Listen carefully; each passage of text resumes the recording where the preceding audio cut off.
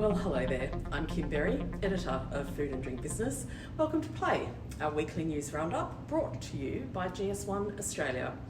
GS1 is the go-to for all your barcode needs. Head over to gs1au.org and discover next generation 2D barcodes. They're a game changer for food and drink businesses. In the news this week, our June-July issue is out.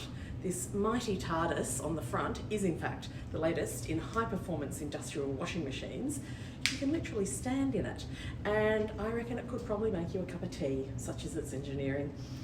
But in all seriousness, this is the multi-washer. It's made by Somm & Gill, and it's available in Australia through Multivacs Notley's Bakery Group. You can read all about it in the mag. There's a pictorial showcase on the Hive Awards long lunch and all our winners. It was such a great day. And the only place these awards can go is up. It's good times.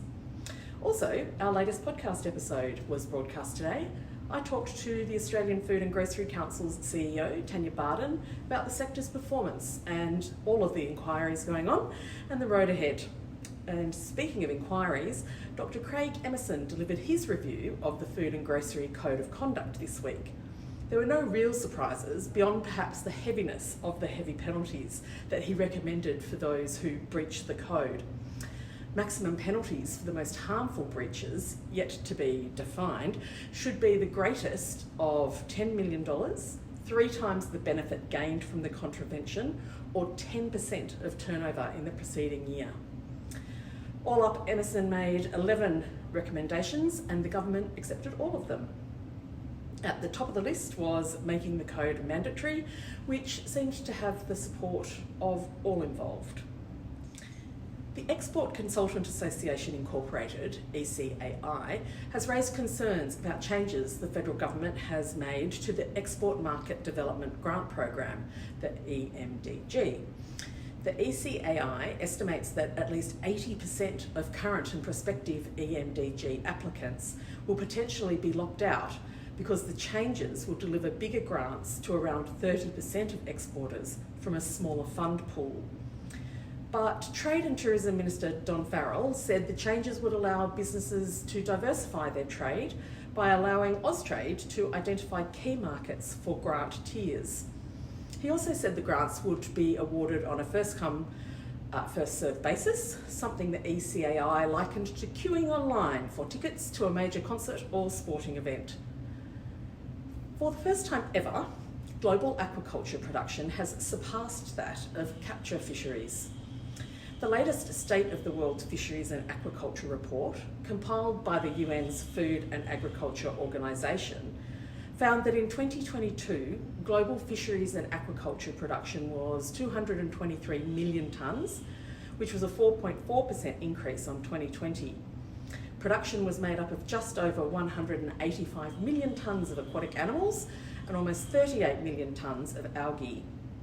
The FAO said the record production showed the sector's potential in tackling food insecurity and malnutrition, but there was still a lot more to be done to strengthen the system. Researchers from Charles Sturt University and the University of New South Wales have won the tender to study gender equality in Australia's grape and wine sector after it was identified as a priority in the consultation for the One Grape and Wine Sector Plan. Wine Australia CEO Dr. Martin Cole said the goal was to equip the sector with practical resources to be more inclusive and foster equality and diversity to strengthen business and sector performance. Ultimately, the researchers will develop a practical toolkit that translates best practice and innovative ideas for gender equality into actionable steps. Just 3 months after launching its first product range in 1,600 supermarkets around Australia, family-owned startup Naked Rivals has completed a $3 million capital raise. The company, technically still a side hustle for founders Kate and Andrew Gordon, also a finalist in the Hive Awards, takes 100% lemon and lime juice from fruit destined for landfill, freezes them into cubes, packages them up, and then sells them to us. The raise has come from one ultra-high net worth family through the Australian Investment Network They clearly had some coin burning a hole in their pockets, and go them for supporting an Australian startup. Global food and beverage solutions company Tate Lyle has acquired nature-based ingredients company Kelco for $1.8 billion US. Tate Lyle said the deal would significantly accelerate its growth plans and make a compelling customer proposition. CP Kelco said combining its nature-based specialty ingredient solutions for stabilisation and texture with Tate Lyle's sweetening, mouthfeel and fortification platforms would enhance both companies' capabilities across multiple product categories and many opportunities for growth. There's a lot of stabilising, sweetening and fortifying for $8.1 billion. Or is it $1.8 billion? That'll do for now. As always, for all these stories and more, head to the website at foodanddrinkbusiness.com.au. That's where you'll also find a digital version of the mag, and you'll also find the podcast.